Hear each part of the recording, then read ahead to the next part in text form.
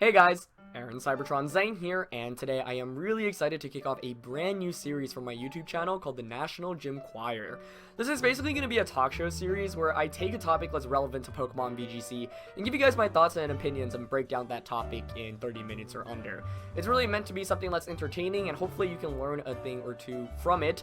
Today's topic will be a little bit more general. It's a question that I get asked a lot by newer players, but also more seasoned players, and that's just how do I get better at Pokemon VGC?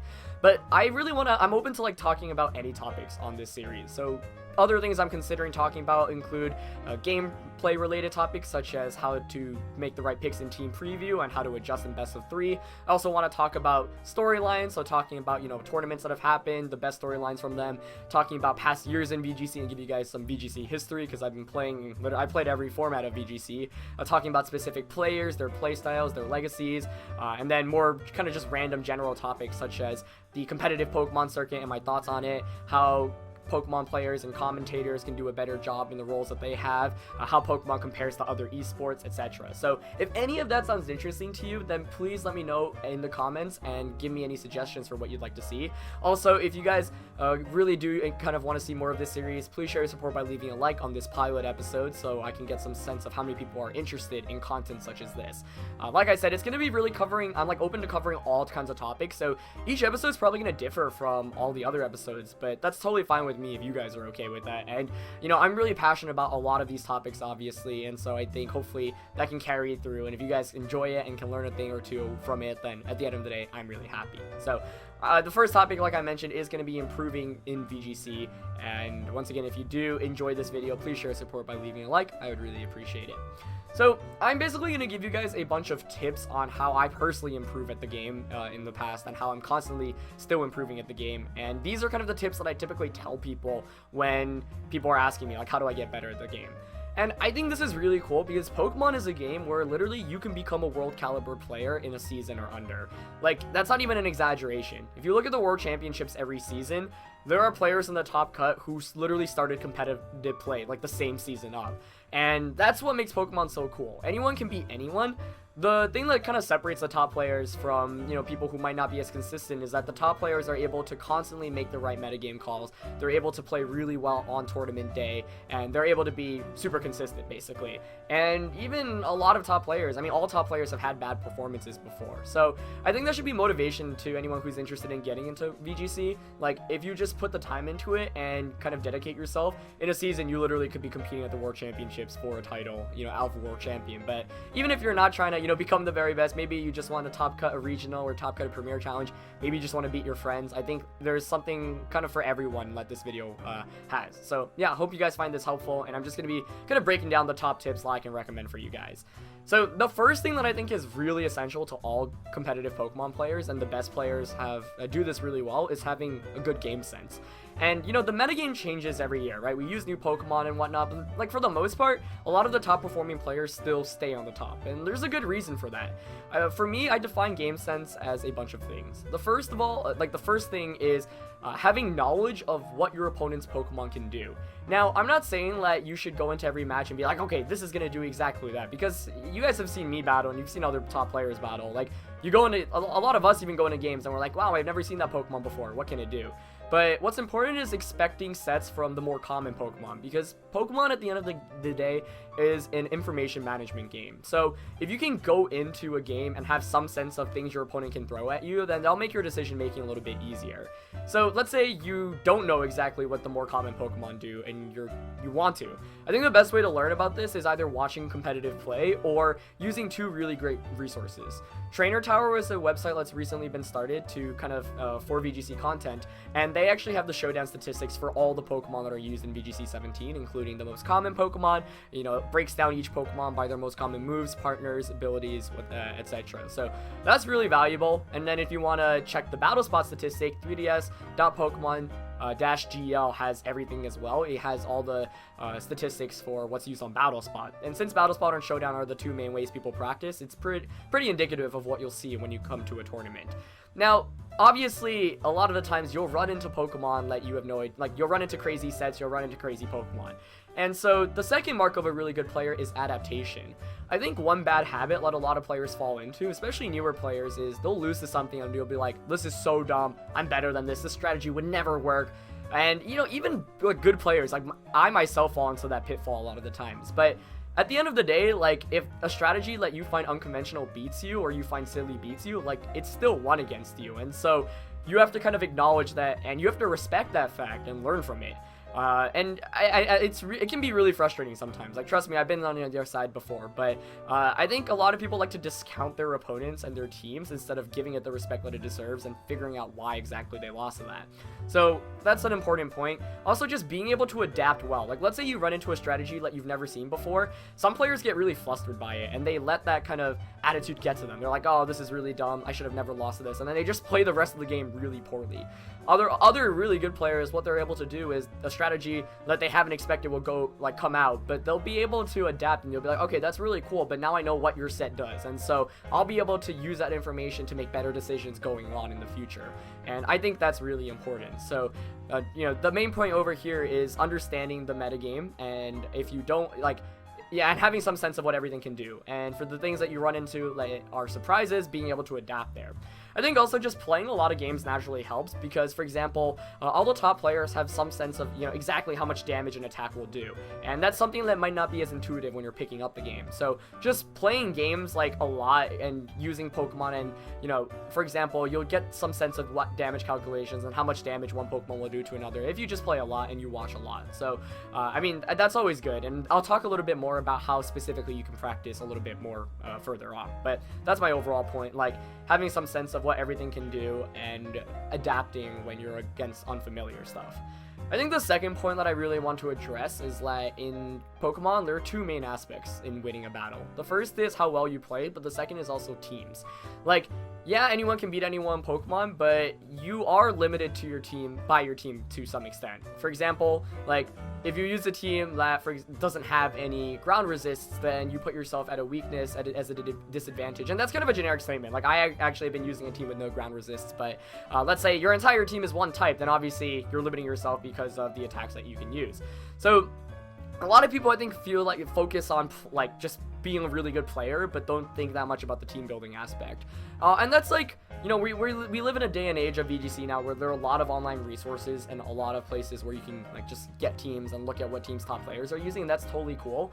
I know I actually recommend to a lot of players, like if you're just trying out things, team building is really hard, honestly, especially in a format like 2017. So if you're struggling with that, by all means, feel free to just take a team that's been popular and try it out and maybe try to make it your own. But you just have to understand the fact that, you know, no matter how good of a player you are, at the end of the day, you still need a good team, and team building is a very important skill as well. I personally don't think I'm a very like great team builder, but I'm able to make metagame calls, I feel like, when it comes to tournaments, and so you need to find a balance between the two. But all I like, my point here is like, don't just focus especially on one and completely ignore the other, because you need both and a decent amount of both skills in order to really succeed at the highest level. I think another thing, you know, if we look at VGC 2016, that was a year when I realized like, okay, I'm just like not very good at team building, at least in this format in particular, because I was really frustrated by it. I was like, oh, I feel like this format has more RNG than ever. I really don't like Smeargle. I don't like relying on Precipice Blades or Origin Pulse. Like, it feels like it's an RNG based meta, and maybe to some extent it was, but in the end, like, Wolf Glick and the team like him, Marcus, and Brendan kind of developed together to win the World Championships that Wolf won Worlds with in 2016 was just like a phenomenal team, and it limited so many RNG factors, and that was just like really, really impressive. That kind of ties into another point I wanted to talk about, which is respecting the RNG in Pokemon. At the end of the day, if you guys are playing Pokemon, you know you're playing an RNG-based game, and if that's not something you can handle, honestly, I'd recommend switching to another game, because no matter like how good you play in Pokemon, you're definitely going to run into some RNG here and there. And I think one of the marks of really the best players is like, if you look at most of the top players, like, they typically are not very frustrated or bothered by RNG. And I'm not saying I don't get frustrated when I get unlucky in tournaments. Like, I still definitely feel a little bit emotional, but how you deal with that emotion is really, I think, what separates like the best players from people who are trying to become better. Because the best players, they're able to say, okay, like, that sucks, but I still have a game to win. Like, no matter how unlucky I get, at the end of the day, if the game's not over, it's not over. And then what they'll do is, like, a habit of a lot of really good players is after the game, they'll reflect and they'll be like, okay, how did I get unlucky? Why was I in that position in the first place? Like, I think a really good example of this is honestly like my Worlds 2013 set where I lost in top 4. Sure, I missed 5 of 6 Will-O-Wisps and I got swaggered and paralyzed, but I played that set very suboptimally, honestly. And at the end of the day, like, I just could have made better calls. You know, I was going for Will-O-Wisps instead of Hydro Pumps, mainly because I was trying to go for residual damage, but I didn't think of my overall game plan. And, for example, in Game 3 against Ryosuke, I didn't bring Tyranitar, which would have been a very valuable asset. And so I made suboptimal moves, suboptimal calls, and yeah, I got unlucky, but I could have prevented a lot of that RNG, for example, from denying Thundurus and trying to knock it out immediately instead of allowing it to spread Thunder Waves and Swaggers. And so, I mean, like, that's, I think, a really good example because, yeah, a ton of bad stuff happened there, but I just didn't play, perfectly. I'm not saying, like, you should strive or let everyone can play every game of Pokemon perfectly, because the reality is, like, a lot of the times you do end up finding plays that aren't amazing, but the point is, a lot of, I think, newer players especially, they're like, this game is so dumb, RNG sucks, like, I just, like, can't get better because I always get unlucky. And if your attitude is that, chances are, like, you're probably missing a couple of plays that you could be making better. I'm not saying that Pokemon's a game that doesn't have RNG, because it definitely is, but you just have to respect that RNG. And this also ties into the next point that I wanted to talk about, which is good practice habits.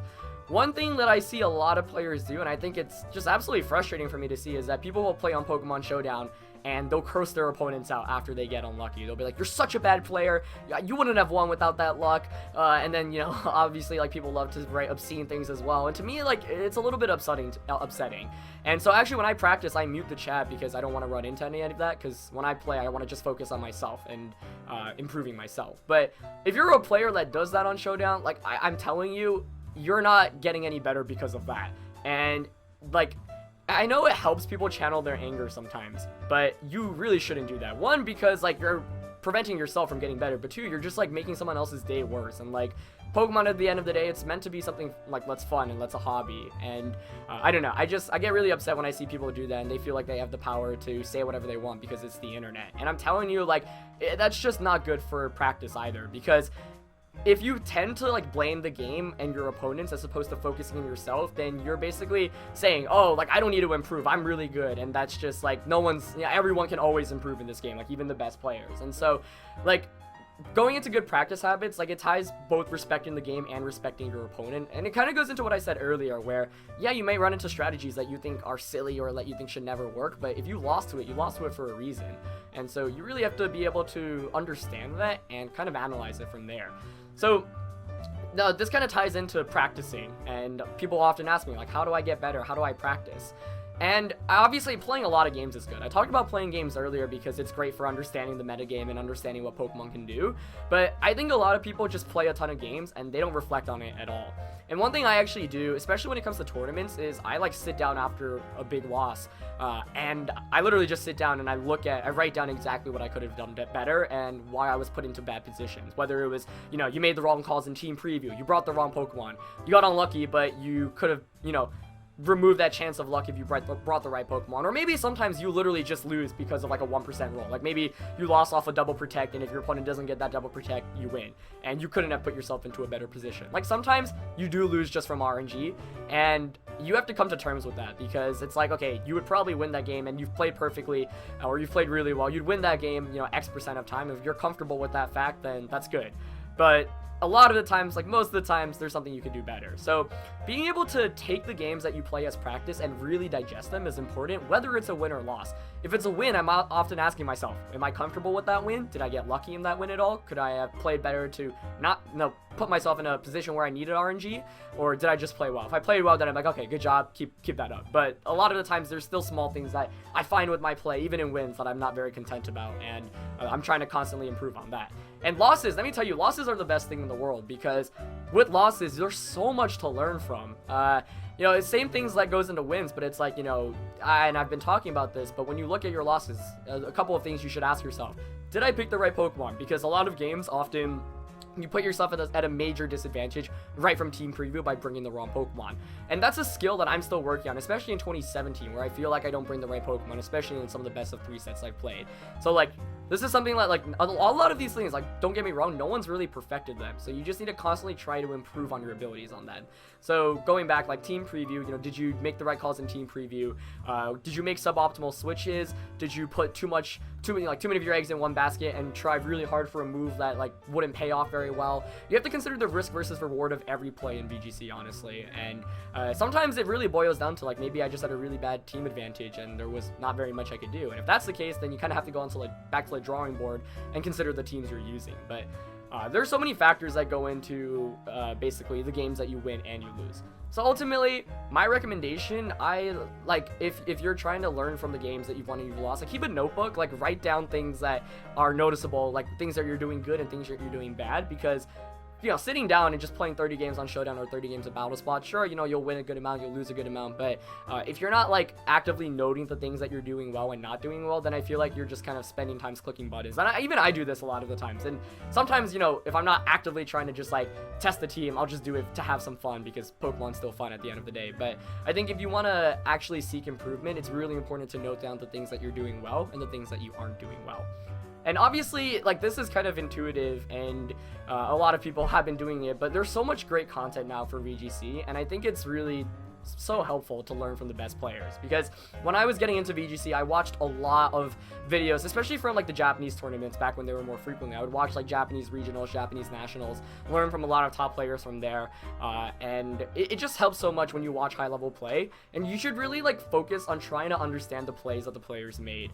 I think one thing that I notice a lot is that people, like, I feel like people just love to criticize in life in general, but in Pokemon too, and I'm not saying you shouldn't criticize people, because, like, trust me, I've made a ton of bad plays in a lot of tournaments I played in, so I have a lot of top players, but a lot of the times I feel like people don't open themselves up, and they don't, like, look at why players made the play they did. Like, they'll just focus on, oh wow, that was such a bad prediction, like, he didn't get the better end of it, why would you do that? Or I've even seen players, you know, say, oh, he just choked the game away, like, that play makes no sense. But you really should, like, try to go into the mind of the top players and really understand what they're trying to do. Sometimes, honestly, it won't make any sense, because sometimes, you know, everyone makes bad plays here and there, but just, like, have that kind of reminder in your head, like, there's probably a reason why they made that play. Let me try to figure it out. Even if it's a misplay, like, let me try to see what was potentially going on in their head. So watching high-level play is really great. I think just watching streams in general is, like, the official Pokemon streams, obviously, when it comes to regionals, nationals, and worlds. Watching other top players stream on YouTube and on Twitch. Obviously, I make content myself. WolfGlick and Marcus Thatter, obviously two of the best players, really, of all time. They've been doing a lot of stuff on Twitch, and there are a bunch of other great YouTubers that I'll link in the description below. But, yeah, like, just try to understand why top players make the play they do, because that's pretty important, I think. And trust me, like, we all mess up a lot, honestly. But it's important to acknowledge a lot of plays are made for a reason. Most plays really should be made for a reason. So keep that in mind. I think another really important thing that I recommend to people is to really, well, first of all, set goals for yourself, but also, like, take breaks and, you know, kind of balance everything out. At the end of the day, like, you should play Pokemon, you should play VGC because it's a fun game, not because it's your job or anything like that. And I feel like people just get way too stressed out of the game sometimes and lose sense of why exactly they play this game. And trust me, if there's anyone that can say that, like, I feel like me especially, I just, a lot of the times, like, I feel a lot of pressure and I'm like, oh, this game isn't very fun, but I don't know, like, 2017 has made me appreciate VGC a ton, a lot more than more recent years, just because I feel like the format's really fun, and I feel like all the losses I've had this year, it's like 100% on me. Like, even if there was RNG involved, I don't think I've had a loss in this format yet where I was like, wow, that was just, like, complete garbage, because there's always definitely something better I could do, and I think that's part of the thing that makes Pokemon really, really exciting. And so, I don't know, I think those are kind of the main points that I wanted to touch on. I know they're a little bit, like, kind of generic, but I hope that the message kind of carries through, because I feel like a lot of people have kind of bad practice habits when it comes to improving. A lot of people kind of just, you know, they don't have the best mindset going into things, and as a result, they, you know, for example, spend a lot of time, get frustrated with the game, and they're just like, I give up, like, this game's dumb, like, I don't want to play it anymore. But I think VGC has an incredible amount of depth to it, and if, like, even the top players, even X4 champions are all constantly saying, like, they're looking to improve and trying to get better at the game, and that's, I think, what makes this really, really cool and really fun, honestly, at the end of the day. So yeah, I mean, to summarize for you guys, one, getting good game sense, and that kind of comes from studying the metagame, watching videos, and just playing a lot of games. Two, being able to adapt well when you're going up against things like you're unfamiliar with. The best way about that is just like mindset. Like, instead of saying, wow, like this is a really silly strategy, how did I lose to this? Or like, oh, wow, why would you use that? Think about how you can kind of focus on the game. And that actually ties into one really important point too. I always say this when I play my games on BattleSpot, but like, every game, like, it's not over until it's over. There is always a win condition unless you're at a point where you've lost the game completely. I mean, that's kind of obvious, but I feel like a lot of people just give up. And even myself, like, sometimes I don't recognize the win condition and I just I'm like, oh, whatever. So a lot of the things I'm saying, these are things that I'm trying to improve on too. But I think being aware of it and being cognizant of these things is really important, because a lot of people just don't bother even thinking about it. So, you know, they're like, no matter how unlucky you get, chances are there's probably still an opportunity for you to win, unless it's like the very end where it's like, okay, that literally cost me the game. And once again, that happens. You just have to respect that that's how the game works sometimes. But there are a lot of positions where like it looks really bad. Maybe you're down 2-4. Maybe you got really unlucky and a critical hit happened. Like, even if the odds are incredibly slim, like even if it's like, okay, I need to get a double critical hit to win, like that's still better odds than 0%. And so you shouldn't give up. Always keep that in mind. And not going on tilt is obviously, it's so easy to say, and like, trust me, I go on tilt a lot all the time. So it's not something that's just like, oh, it's as easy as 1, 2, 3. But reminding yourself that, okay, I can still win this game. Yeah, that sucked, but right now I have a game to focus on. My goal is to win this game. Doesn't matter what happened in the past. What happens is the eventual end result. So reminding yourself of that.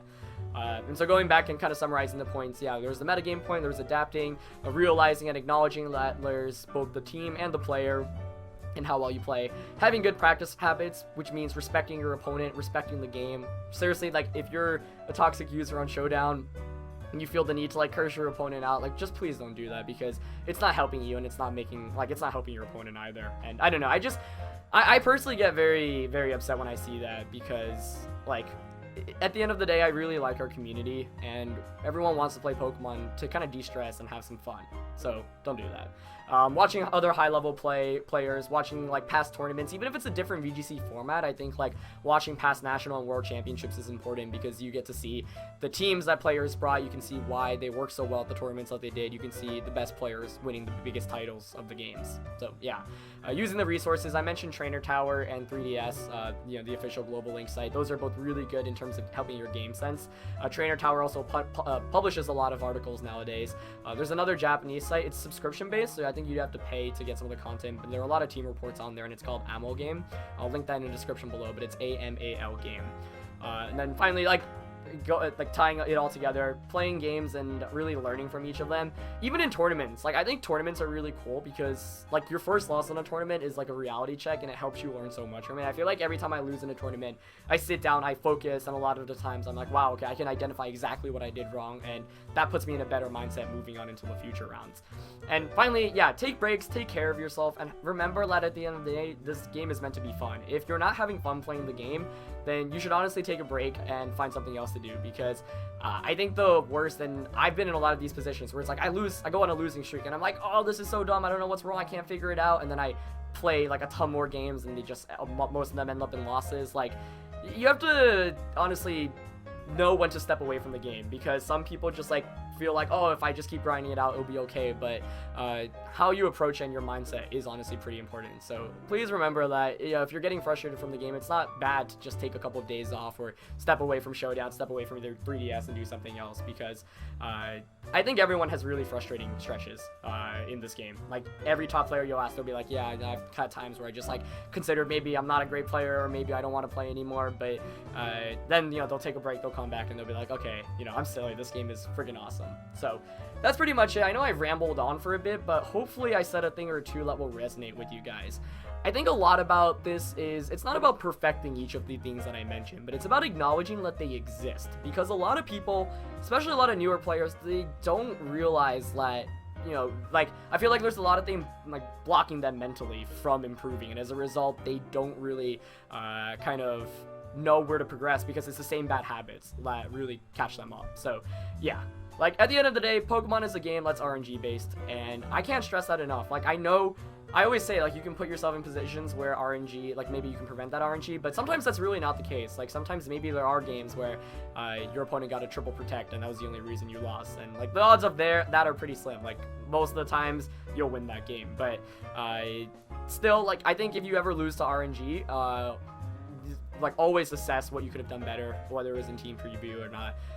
And even though there are times when, you know, you could have done something better, a lot of the times, like, there aren't as well. And there are things that, or excuse me, I should wear that. A lot of the times it looks like, oh, I couldn't have done things any better, but chances are there are.